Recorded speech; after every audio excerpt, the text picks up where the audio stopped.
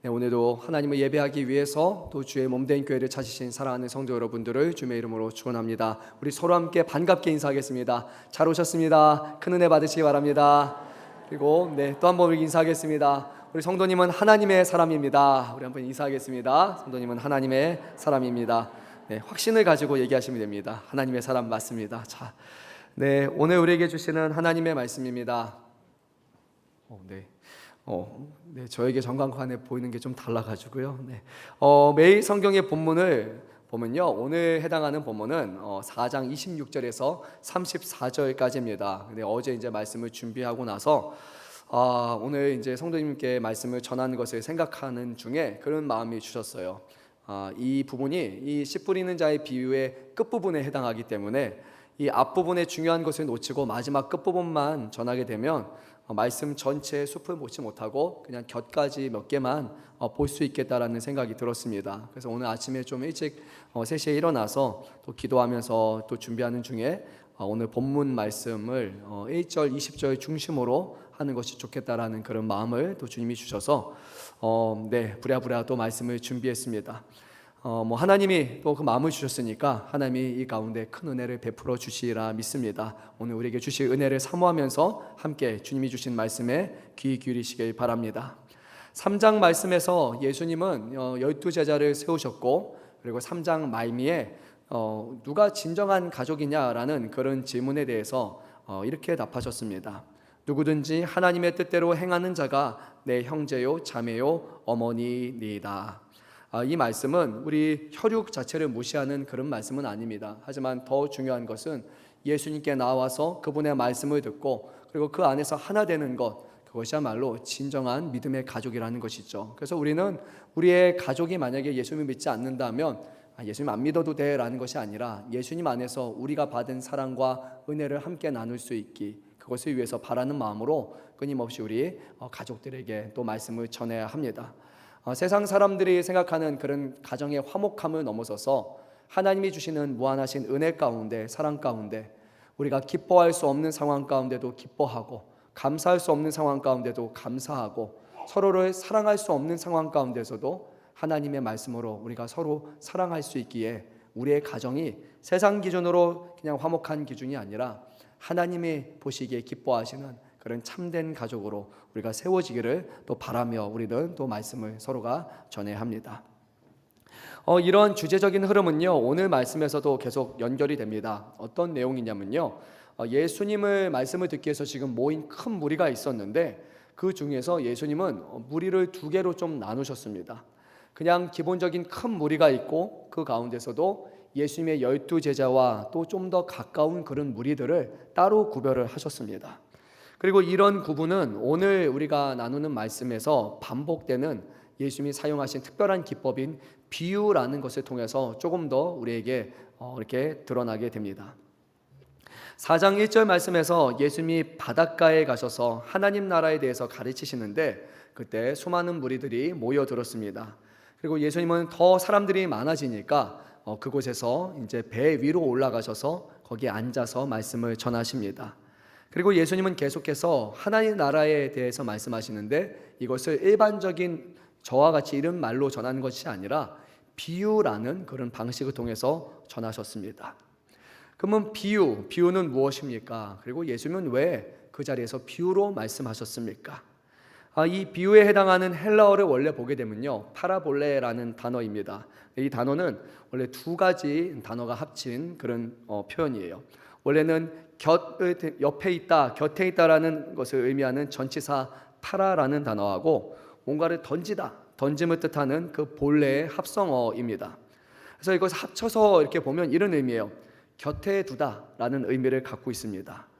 이게 무슨 의미냐면 원래 이게 원형이고 이게 본래의 것인데 그 본래의 것이 아니라 그 옆에 비슷한 것을 하나 둔다라는 그런 의미가 있는 거예요.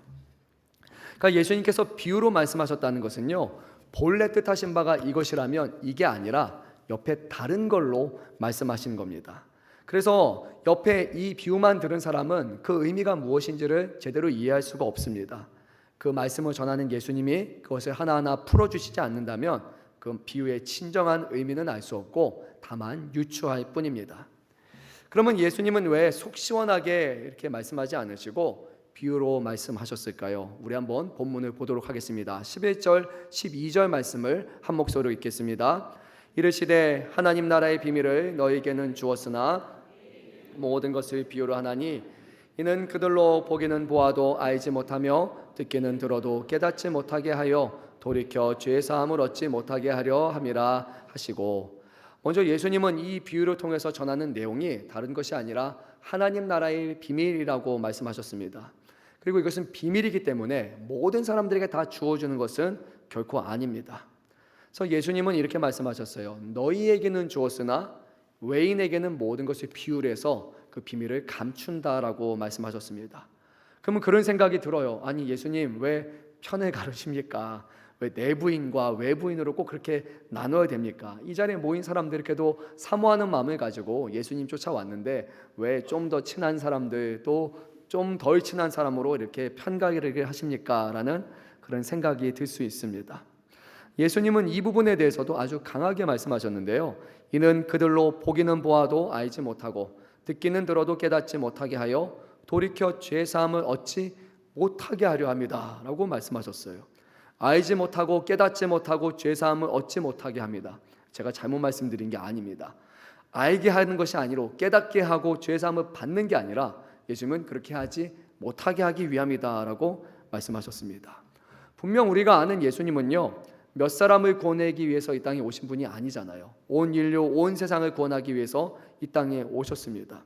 근데 오늘 예수님의 말씀에 따르면 몇몇 소수의 사람들, 가까운 제자들과 지인에게는 그래 너희는 가르쳐줄게, 나머지는 아니야 라고 그렇게 말씀하시는 편협한 모습이 조금 보이는 것 같아요.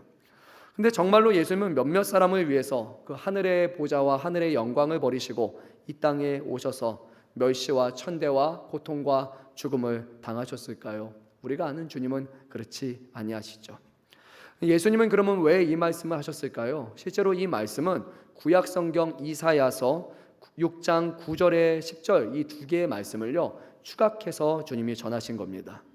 이 이사야서 본문을 다 다룰 수는 없지만 이사야서에 해당하는 본문 말씀의 요지는 이것입니다. 하나님의 말씀을 우리가 받아들이느냐 받아들이지 않느냐, 또 우리가 하나님 앞에 진정한 회개를 하느냐 아니냐는 우리가 원하는 때에 우리의 방식으로 되는 것이 아니라 오직 하나님이 원하실 때만 그것이 가능하다라는 것이 그 원래의 본문의 의미입니다. 그래서 하나님께서는 실제로 이스라엘 백성에게 너희가 앞으로 멸망할 것이다, 이것을 기정사실화 하셨습니다. 그리고 이사야 선지자에게 말씀하시고 이후 예레미야와 같은 많은 선지자들에게도 말씀하셨는데 결국 이스라엘 백성은 이 하나님의 말씀에도 귀 기울이지 않고 그리고 돌아오지 않고 끝끝내 그들은 포로로 잡혀가게 됩니다. 그래서 이스라엘은 이 남유다가 멸망하게 되고 바벨론에 또 70년이라는 포로 생활을 하게 되는데 이것은 이스라엘이란 민족에게 있어서는 참으로 끔찍한 일입니다. 포로가 되었다, 주권을 상실했다, 타국에서 피난민처럼 살아야 된다, 얼마나 괴로운 일입니까? 그런데 하나님께서는 이것을 의도하셨습니다. 왜냐하면 이런 고통의 시간이 있을 때 비로소 이스라엘은 여호와 하나님을 여러 신들 중에 하나가 아니라 오직 유일한 하나님으로 바라보고 인정할 수 있기 때문입니다. 하나님이 자기 민족에게 있어서 얼마나 중요한 분인지를 깨닫고 하나님의 말씀이 얼마나 귀한 것인지를 바로 알고 하나님 앞에서 하나님의 성전에서 예배드렸던 것이 얼마나 복된 일인지를 깨닫게 하기 위해서는 하나님은 그들을 포로로 잡혀가게 하신 것이에요. 이것은 반드시 필요한 일이었습니다. 따라서 예수님께서 오늘 천국 비밀에 대한 비유로 말씀하신 이유에서 이 본문의 내용을 언급하신 이유는 먼저 선지자 이사야에게 하나님께서 그 비밀을 알려주신 것 같이, 그들에게 말을 해도 듣지 않을 것이다, 변화되지 않을 것이다 라는 비밀을 알려준 것 같이 지금 제자들과 또 예수님의 가르침을 사모하는 자들에게도 동일하게 먼저 비밀로 가르쳐 준 것입니다. 그러니까 우리는 이 비밀이라는 의미에서 이것을 전해도 이스라엘 백성들이 바로 듣지 않을 것이다 라는 것을 우리는 예상할 수 있습니다. 천국 비밀은 사람의 필요에 따라 주어지는 것이 아니고 오직 하나님의 온전하신 계획 가운데 하나님의 원하신 때에 주어진다라는 사실을 바로 이 비밀을 전하면서 주님은 말씀하셨습니다. 근데 그래도요, 우리는 좀 의아한 생각을 들 수 있습니다. 하나님 그래도 너무한 것 아닙니까? 라는 생각이 들 수 있어요. 그래서 오늘 말씀을 보게 되면 이 예수님의 말씀을 잘 들은 마가라는 인물은 사람의 오해할 수 있는 것을 염두하고 그곳에 아래 예수님의 말씀을 조금 더 추가해서 전합니다. 우리 한번 이 두 절 말씀을 읽도록 하겠습니다. 21절 22절 말씀입니다.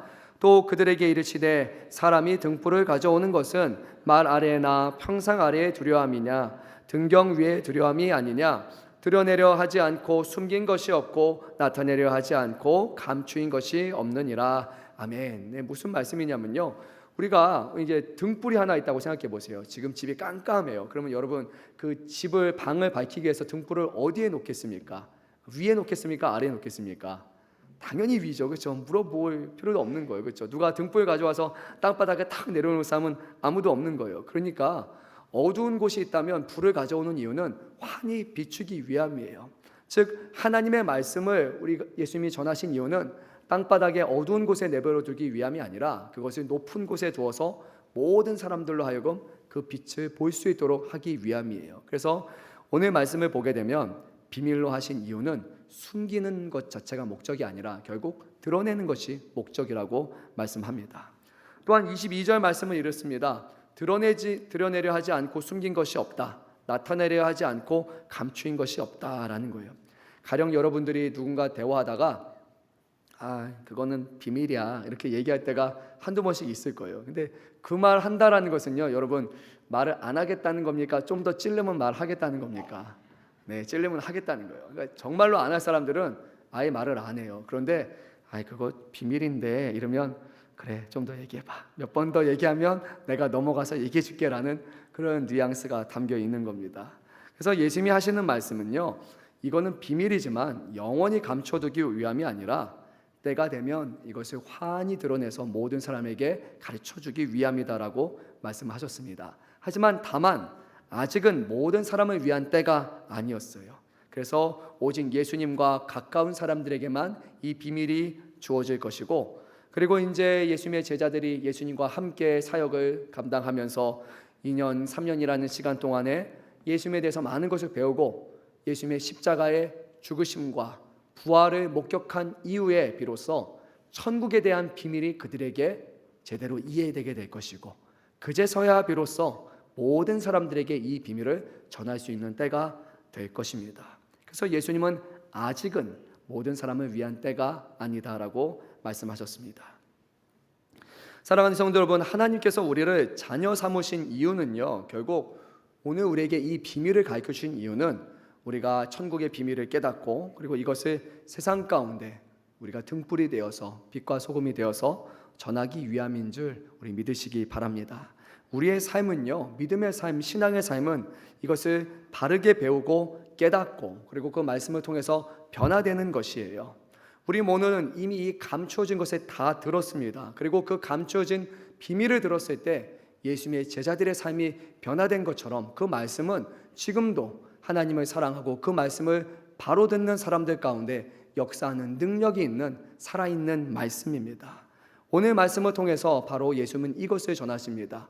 말씀이 문제가 아니라, 그리고 환경이 문제가 아니라 더 중요한 것을 우리가 놓치고 있다라는 것을 오늘 본문을 통해서 비유를 통해서 말씀하십니다. 우리가 한번 이 비유의 말씀도 조금 더 살펴보도록 하겠습니다. 우리 3절 말씀을 한 목소리로 읽습니다. 들으라, 씨를 뿌리는 자가 뿌리러 나가서. 우리가 여러분 아마 좀 아시는 비유일 거예요. 씨 뿌리는 자의 비유라고 잘 알려진 그런 내용입니다. 근데 말씀을 좀 묵상하면서 보다 보니까요, 이 말씀의 강조점은 씨를 뿌리는 게 아닙니다. 실제로 뒷부분에 가게 되면 여러분도 공감하시겠지만 열매를 맺느냐 아니냐가 여기서 가장 중요한 내용이에요. 그래서 씨 뿌리는 자 비유가 아니라 저는 열매 맺는 비유, 이렇게 보는 게 좀 더 맞는 것 같습니다. 그렇게 생각하시면 여러분 이해가 잘 되실 겁니다. 제일 먼저 예수님은 들으라 라고 말씀하셨습니다. 여기 모든 사람들이 다 듣는 것은 아니에요. 누구는 듣지만 그 비유 자체만 들어서 제대로 이해 못하는 사람들도 많이 있을 거예요. 그럼에도 불구하고 예수님은 모든 사람들이 다 이것을 들어야 한다라고 말씀하십니다.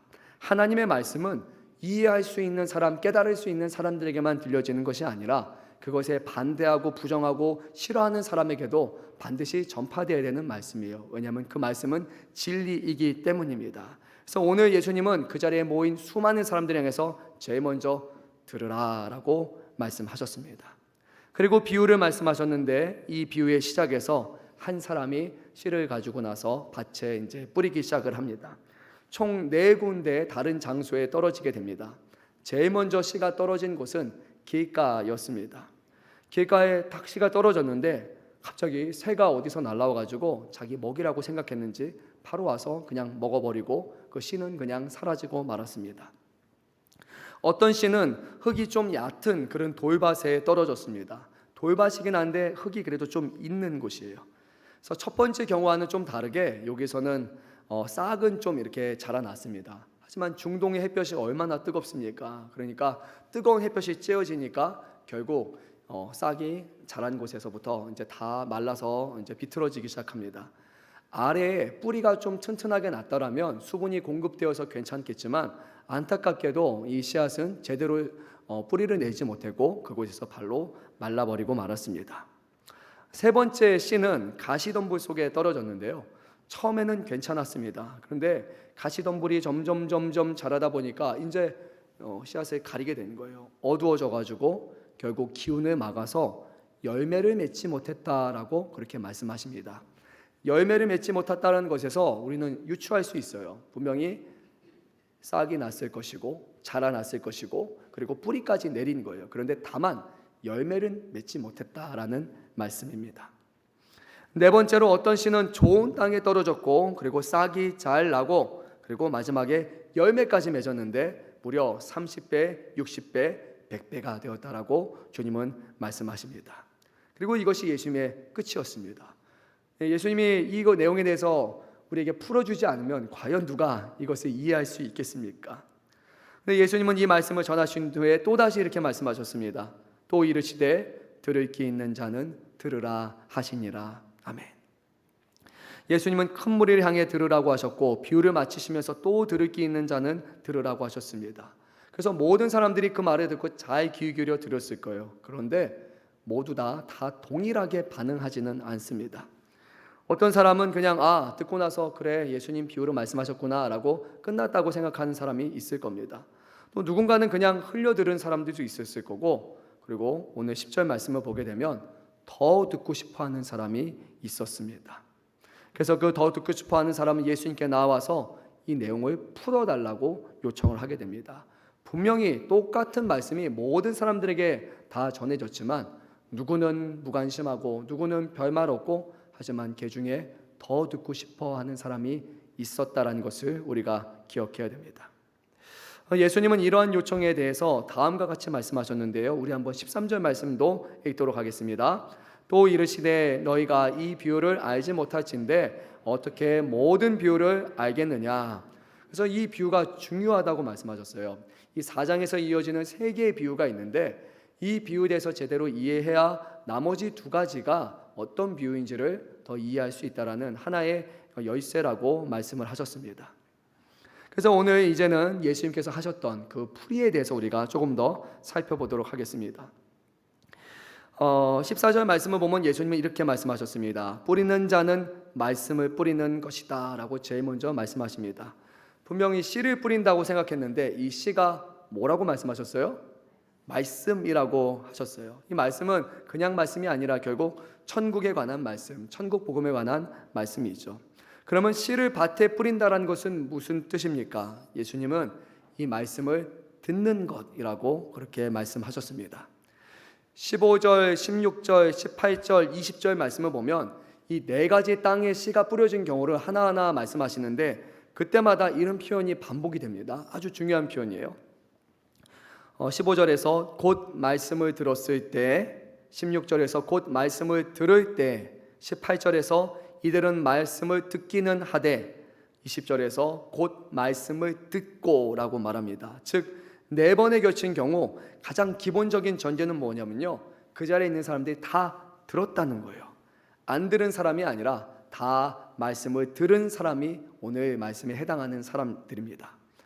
4번 모두 말씀을 들었지만 그 반응과 결과가 전혀 달랐습니다.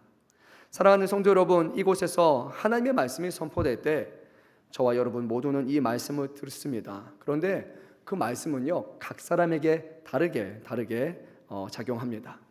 동일한 말씀이 동일한 장소에서 동일한 시간대에서 동일한 사람의 입에서 통해서 전파되지만 그 반응과 결과가 다르다면 누구에게 그것이 달린 것입니까? 오늘 비유에서 주님은 듣는 사람에게 달려있다라고 말씀을 하셨습니다.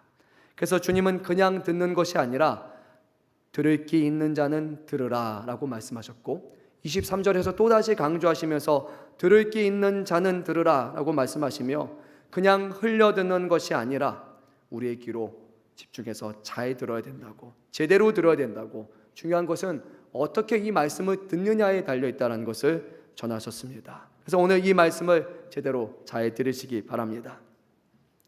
말씀이 길가에 뿌려졌을 때 어떤 일이 일어났었습니까? 뭐가 왔죠? 네, 새가 와서, 잘 들으셨네요. 새가 와가지고 씨앗을 딱 먹었습니다. 근데 예수님은 이것을 이렇게 비유해 풀어주셨어요. 이 새들이 사탄이다 라고 말씀하셨어요. 사탄이 와서 뿌려진 말씀을 빼앗아 먹었다라고 하십니다. 말씀이 선포되고 말씀이 우리의 마음밭에 뿌려졌는데 즉각적으로 실패하고 말았어요. 말씀이 우리의 삶 가운데 아무런 작용도 하지 않고 아무런 변화도 내리지 않습니다. 뿌리를 내리지 않았습니다. 싹도 내리지 않습니다. 더더욱 열매를 맺지 않았어요. 말씀 자체를 즉시 바로 빼앗겨 버린 거예요. 또는 말씀을 그냥 내어준 거예요. 만약에 예수님이 이렇게 말씀하셨다면 좀 달랐을 거예요. 자, 말씀 잘 들어. 그리고 잘 듣는 사람 중에 내가 한 사람을 택해가지고 1억을 줄게. 만약에 예수님이 딱 했다고 보세요. 여러분 어떻게 듣겠습니까? 초롱초롱하죠. 한 30분 들으면 1억을 받을 수 있는 확률이 어마어마하게 높은데 누가 안 듣겠습니까? 예수님이 이렇게 말했다면 전혀 다를 겁니다. 그런데 그렇지 않기 때문에 주님의 말씀을 우리의 생각으로 그냥 판단하기 시작한 겁니다. 듣거나 말거나, 들으면 좋고 혹하면 듣고 재미있고 들을만 하면 듣고 라고 재단하기 시작한 거예요. 그래서 말씀이 사탄이 와서 뺏어간다고 하는데 누가 그 말씀을 가져가려고 하는데 전혀 씨름도 없습니다. 안 된다고, 내가 붙잡아야 되는 말씀이라고 그런 노력도 없습니다. 그냥 손쉽게 내려줬습니다. 그래서 아무런 싹도 나지 않은 채로 말씀은 즉시 빼앗기고 말았습니다. 두 번째는 어떤 경우냐면요, 돌밭에 뿌려진 경우입니다. 돌밭이기 때문에 좀 흙이 얕아서 뿌리를 잘 내리지 못하고 태양빛에 말라버렸다고 말씀하셨습니다. 그리고 예수님은 이 말씀을 풀어주시면서 이렇게 전해주셨어요.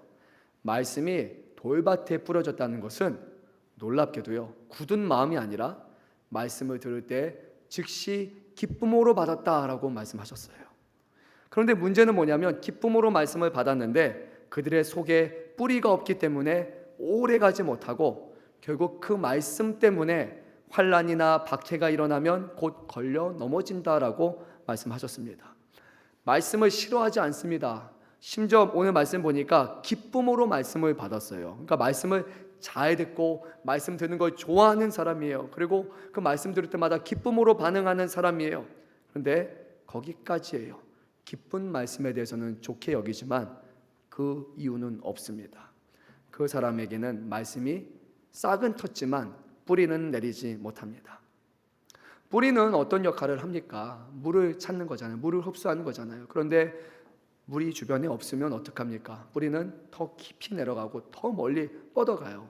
왜냐하면 물을 찾아야 되기 때문에요. 살기 위해서 더 깊이 멀리 뻗어갑니다. 말씀을 기쁨으로 받지만 뿌리 내리지 못하는 것은요, 어린아이 신앙과 같은 거예요. 늘 그 자리에 머물러 있는 신앙이에요. 이 정도에서 물이 떨어지면 물을 받겠다, 요 정도만 나는 유지하고 살겠다라는 것과 같아요. 근데 여기가 아니라 좀 힘든 일이 일어나면 나는 못하겠어 라고 하는 거예요. 그렇기 때문에 뿌리가 몸부림치지 않습니다. 뿌리가 더 물을 찾아서 나아가지 않습니다. 이쪽 저쪽 좀 들쑤시면서 가야 되는데 뿌리를 뻗어내야 되는데 요지부동이에요. 정해진 것 이 정도, 더 이상은 아니야 라고 정해놓은 모습이에요. 그래서 결국 어떤 일이 일어납니까? 다른 것이 아니에요. 사탄이 올 필요가 없어요. 말씀 때문에 환난이나 박해가 일어나고 말씀 때문에 넘어진다라고 주님은 말씀하셨어요. 즐거운 말씀, 기쁜 말씀, 나에게 맞는 말씀이니까 좋아요. 그런데 회개를 요구하는 말씀, 헌신을 요구하는 말씀, 삶의 변화를 요구하는 말씀 앞에는 도리어 넘어지고 말아요. 말씀 때문에 걸려 넘어진다고 주님은 하셨습니다. 그것이 어린아이의 신앙입니다. 세 번째는 가시덤불 속에 뿌려진 것입니다. 이 경우에는 가시가 점점 자라서 결국 열매 맺지 못했다라고 하셨습니다. 예수님은 이 사람들에 대해서 이렇게 해석하셨어요. 말씀을 잘 들었다. 그런데 가시덤불로 비유되는 세상의 염려, 세상의 어떤 재물의 유혹, 기타 여러 가지 욕심이 있는데 그 욕심이 마음에 들어가서 결국 말씀을 막아서 열매 맺지 못했다라고 하셨습니다. 싹도 냈어요.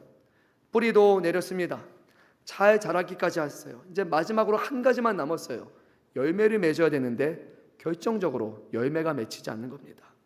열매를 맺을 찰나가 되면은 세상에 염려가 와요. 그리고 재물의 유혹이 있어요. 그거를 내가 해야 될까? 포기해야 될까? 여러 가지 욕심 때문에 결정적인 순간에 말씀이 계속 막히는 거예요. 여기까지는 가요. 잘 가요. 옆에서 보기에는 잘 자란 것 같아요. 그런데 마지막 순간에 결국 막히고 맙니다. 말씀도 잘 들었습니다. 잘 이해했습니다. 말씀도 끄덕끄덕하면서 그렇게 하겠습니다라고 고백을 해요. 하지만 결국에는 내면적인 충돌이 일어날 때 충돌에서 누가 이깁니까? 하나님이 아니라 내 자아가 이기는 사람이에요. 마지막 중요한 때 세상의 것을 뿌리치지 못해요. 세상의 것을 내려놓지 못하고 계속해서 붙잡는 사람이에요. 잘하는 것 같지만 점점 더 많은 유혹을 뿌리치지 못하고 결국 열매 맺지 못하는 사람이다라고 말씀하셨습니다. 이 사람의 문제는 가시덤불이라고 생각했지만 실제로는 외부의 압박이 아니라 내면적 갈등과 불순종이 문제라고 주님은 말씀하셨어요. 우리가 여기까지 보면 알 수 있듯이 이 씨 뿌리는 자의 비유는 실제로 씨를 뿌리는 것 자체가 아니라 어떻게 열매를 맺느냐 안 맺느냐에 관한 비유라는 것을 알 수 있습니다. 예수님의 관심사는요, 천국의 말씀이 우리의 삶 가운데 잘 자라서 아름다운 열매를 맺느냐에 달려 있습니다. 열매는 무엇입니까? 삶의 변화를 뜻하는 것입니다.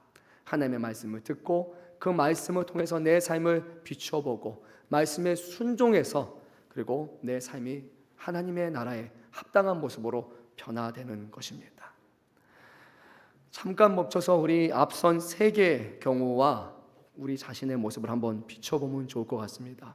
혹여나 이 셋 중에 내가 한 부류에 속해 있지 않습니까? 라고 말입니다. 저도 개인적으로요, 오늘 새벽까지 마음이 참 분주했습니다. 이것 해야 되고 저것 해야 되고 저것 해야 되고 해야 될 게 너무 많아요. 그리고 해야 될 것도 많고 가야 될 것도 많고 근데 몸도 부족하고 시간도 부족한 거예요. 예전 같으면 성도님들이 아니 목사님 바쁘시죠? 그러면 제가 아니 하나도 안 바빠요 이렇게 얘기하거든요. 실제로 그렇게 안 바쁜 것 같아요. 근데 오늘 요즘 같은 때 물어보면요, 정말 바빠요. 그냥 저도 모르게 튀어나올 것 같은 정도로 정말 제가 바쁘다는 생각이 드는 거예요. 이제 뭐 커뮤니티 센터도 개관도 앞두고 있고 또 서류도 해야 되고 교회적으로 해야 될 것도 있다 보니까 너무 정신이 없는 거예요. 저희 교역자 수양회가 목금 있었잖아요. 그런데 교역자 수양회를 가야 되는데 이제 그 전날 밤에 교회 와서 이제 밤샘을 했어요. 그래서 새벽 4시까지 지금 처리해야 될 일이 너무 많다 보니까 근데 더 해야 되는데 더 하면 못 가겠다 싶어서 4시까지 하고 우선 집에 가서 잠깐 잠을 자고 그리고 3시 반에 일어나서 준비하고 다시 그때부터 이제 짐을 싸가지고 교회 와서 또 다시 서류 작업하고 하고 마지막 오후 출발하기 전까지 계속 이곳저곳 관공서 돌아가면서 그렇게 직전까지 처리하다가 근데 다 못 끝내서 수양에 갈 때도 집을 한 보따리 이렇게 들고 갔어요. 근데 이제 뭐 결국 시간이 안 돼가지고 거기서 일은 하지 못하고 그냥 그대로 들고 왔습니다. 근데 다 중요한 일이에요. 하나하나 반드시 해결해야 되는 일이고 좀 총각을 다투는 일이에요. 근데 또 한편으로 새벽에 그런 생각이 들었어요. 이게 되게 급한 일인데 빨리빨리 해야 되는데 이거 다 끝나면 이제 일이 없을까 생각하니까 아니에요. 분명히 또 새로운 일들이 지금 저를 기다리고 있을 거라는 생각이 들었어요. 또 일은 있을 것이고 또 일은 있을 것이고 중요한 것은 계속 해야 될 것은 물밀듯이 몰려올 거예요. 그런데 그것만 하며 살아가는 것이 과연 목사로서 나의 본분이 맞는가라는 생각이 들었어요. 제가 머릿속에 딱 처음에 떠오르는 생각을 해보니까 보통 평상시 같으면 한두 달 전 같았으면은 말씀이 떠올랐을 거예요. 이번 주 말씀 어떤 말씀. 근데 그게 아니라 머릿속으로 해야 되는 리스트가 쭉 떠오르는 거예요. 1번, 2번, 3번, 4번 이거 빨리 해야 되고 내일은 뭐 해야 되고 아침에 뭐 하고 몇 시에 뭐 하고 이게 쭉쭉쭉쭉 머리에 다 담겨 있을 정도로 계속 이제 해야 되는 거예요. 아니 목사인데 무슨 말씀이 중심이 아니라 말씀을 담고 살아야 되는데 다른 일들, 세상의 일로 분주하고 염려하고 살았구나라는 생각이 제가 들었습니다. 목사로서 평소에 제가 하는 것은요, 늘 말씀을 가까이 하는 거예요. 성도님들은 그렇게 하지 못한다 할지라도 저는 목사잖아요. 그러니까 이렇게 살아야 됩니다라는 그런 기준점을 제가 제시해야 되는 거예요. 성도님들은 그렇게 못해요. 왜냐하면 할 일도 있고 다양한 게 있어요. 근데 저는 늘 말씀만 보는 사람이잖아요. 그래도 제가 기준점을 잡아서 이렇게 해야 됩니다라고 저는 전하는 거예요.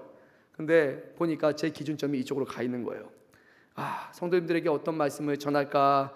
지금도 살아 역사하시는 그 주님에 대한 말씀을 전하고 다시 세상에 주시는 거룩한 믿음의 사람으로 살아가야 된다고 전해야 되는데 그게 아니라 제가 지금 교회 일과 업무를 더 많이 생각해서 그 말을 할 수 없는 제 자신을 발견하게 된 거예요. 그래서 일어나서 그 짧은 시간이었는데 불과 10여 분 시간 동안에 주마등처럼 생각이 쫙 지나가면서 하나님 죄송합니다 라고 회개를 했습니다. 하나님 제가 하나님을 멀리했습니다. 하나님의 말씀을 참 멀리했습니다. 말씀을 가장 우선순위로 둬야 된다고 생각했는데 저에게 있어서도 어느 순간 말씀이 차선순위가 돼버렸습니다 라고 그렇게 회개를 합니다. 말씀을 묵상하면서 내가 정말로 염려하는 사람이구나 라는 것을 깨닫습니다. 그리고 나서 결정적으로 들었던 생각은 뭐냐면요, 오늘 말씀을 보면서 이렇게 해서는 수고는 하겠지만 일은 잘 끝마치긴 하겠지만 아무런 열매도 없겠구나 라는 생각이 저에게 분뜩 찾아왔습니다. 사랑하는 성도 여러분, 우리 주님은요 가지가 뻗어나가는 것을 중요하게 여기지 않으십니다. 오히려 열매 맺지 못하는 가지, 그거는 다 잘라서 태워버리겠다고 말씀을 하셨습니다. 나는 포도나무요 너희는 가지라 라고 말씀하시면서 열매 맺지 못한 나무는 다 가지는 잘라버리고 그래야 양분이 다른 가지, 열매 맺을 수 있는 가지에 갈 수 있기 때문에 열매 맺지 못하는 가지는 다 잘라버린다고 말씀하셨어요.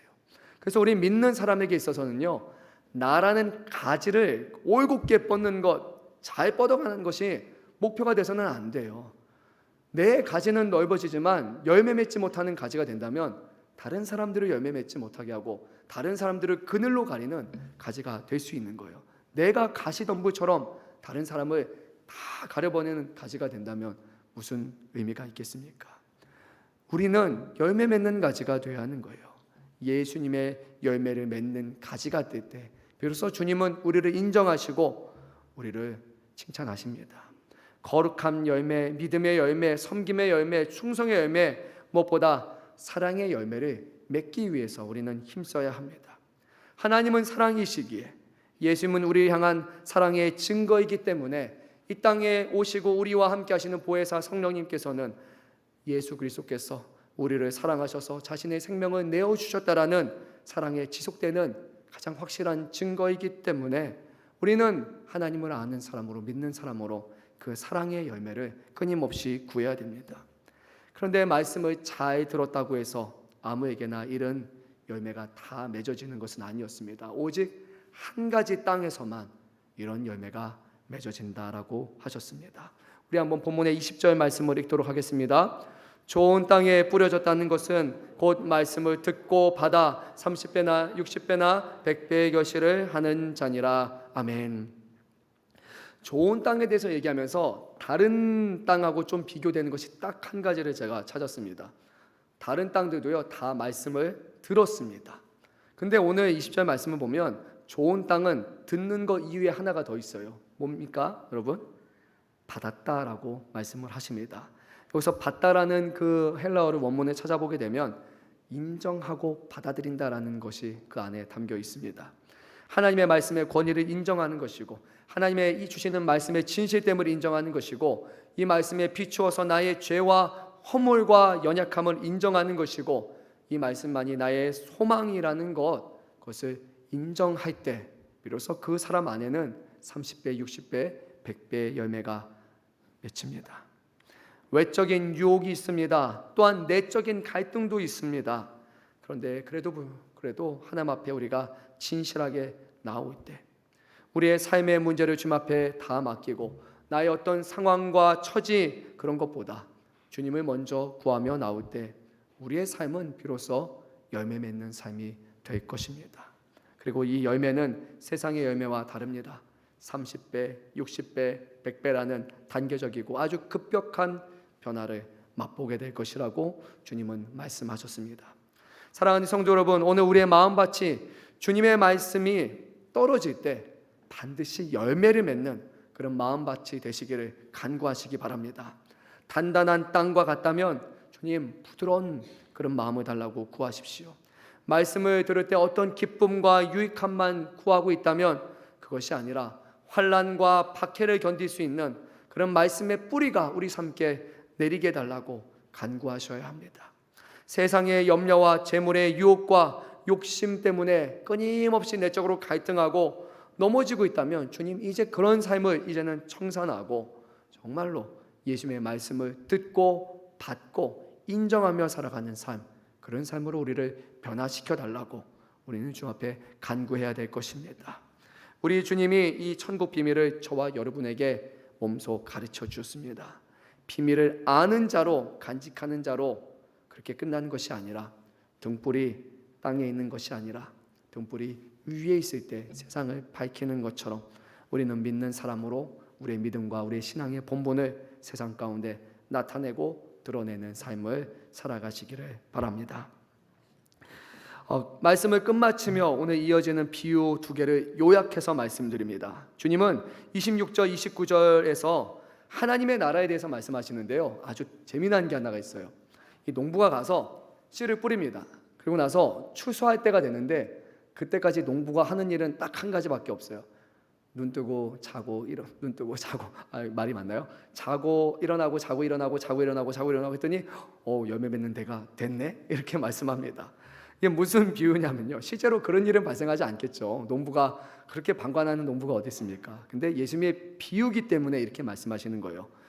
하나님의 나라는 농부의 열심과 농부의 수고에 달린 것이 아니라, 농부는 잠을 자고 농부는 쉼을 취하지만 그 시간에 잠도 주무지 아니하시고 일하시는 하나님이 계시기에 하나님의 주권과 하나님의 계획 가운데 하나님의 나라는 확장이 될 것이다 라고 말씀을 하십니다. 또한 31절과 32절 말씀에서 하나님의 나라를 겨자씨와 같이 비교를 하십니다. 겨자씨는요 1mm에서 2mm밖에 안 되는 아주 작은 씨예요. 근데 무게도 제가 찾아보니까요 한 700개의 1g, 엄청 가볍죠. 뭐 느껴지지도 않는 그런 거예요. 보면은 볼품이 없고 왜소합니다. 그런데 이 작은 겨자씨가 심겨질 때 종류에 따라 좀 다르지만 흑겨자 같은 경우는요 1년 사이에 3m가 좀 넘게 자란다고 합니다. 그러니까 하나님의 나라는 아주 작은 것으로 시작하지만 급격하게 성장하는 것이라고 말씀을 합니다. 실제로 이 땅에 오실 때 예수님이 어떠셨습니까? 겨자씨와 같이 볼품 없는 분이셨잖아요. 사람의 기준으로 볼 때는 나사렛이라는 촌동네에 태어났죠. 그리고 거기에 목수의 아들이었기 때문에 어떤 학적과 지식을 겸비한 분은 결코 아니었습니다. 심지어 예수님이 사역하실 때 아버지가 계시지 않는 것처럼 보여요. 외적인 기준으로 보면 너무나 볼품 없는 그런 분이십니다. 하지만 예수님을 통해서 복음이 증거될 때 하나님의 나라의 역사는요 그 짧은 시간 동안 급격하게 변화를 이루어서 지금 보십시오, 온 세상이 하나님을 알고 믿는 그런 세상으로 변화됐습니다. 하나님의 나라는 바로 이런 급격한 변화를 이뤄냅니다. 그래서 저는 이 말씀이 위로가 됐어요. 왜냐하면 오늘날 대한민국을 비롯해서 유럽 그리고 서구 사회를 보게 되면 믿는 사람들의 숫자가 좀 많이 점점 줄어듭니다. 교회가 많이 무너지고 있고 말씀에 대해서 사람들이 많이 인정하지 않습니다. 그래서 교회가 앞으로 뭐 수십 년 지나면 점점 작아지고 없어질 것처럼 세상의 눈으로 보면 그래요. 그런데 예수님께서 하신 사역을 보게 되면 한 사람을 통해서 이 놀라운 일을 이루어주셨기 때문에 하나님의 원하신다면, 하나님이 강권적으로 역사하신다면 이 땅에 있는 모든 사람들 가운데 회개의 역사를 일으켜주실 것이고, 그곳에서 눈물이 쏟아지고 하나님을 바로 알게 될 것이고, 그리고 부흥의 역사를 일으켜주실 것이라고 저는 믿어 의심치 않습니다. 하나님의 나라는 사람의 힘에 달려있는, 사람의 노력에 달려있는 것이 아니라 전능하신 하나님의 주권과 그분의 계획 가운데 달려있음을 믿으시고 두려워하지 말고 그 하나님을 의지하고 붙들며 살아가시기 바랍니다. 오늘 우리에게 주시는 이 땅의 삶 가운데 우리에게 요구하시는 것, 주의 말씀 붙들고 살아가는 삶의 변화와 열매를 요구하십니다. 옆에서 뭐라고 평가하든지 사람의 평가를 보는 것이 아니라 하나님을 바라보시면서 하나님이 인정하시고 하나님 앞에 축복받는 아름다운 인생을 살아가시는 저와 여러분 되시기를 주님의 이름으로 축원합니다. 제가 기도드립니다. 사랑이 많으신 주님, 오늘 주신 말씀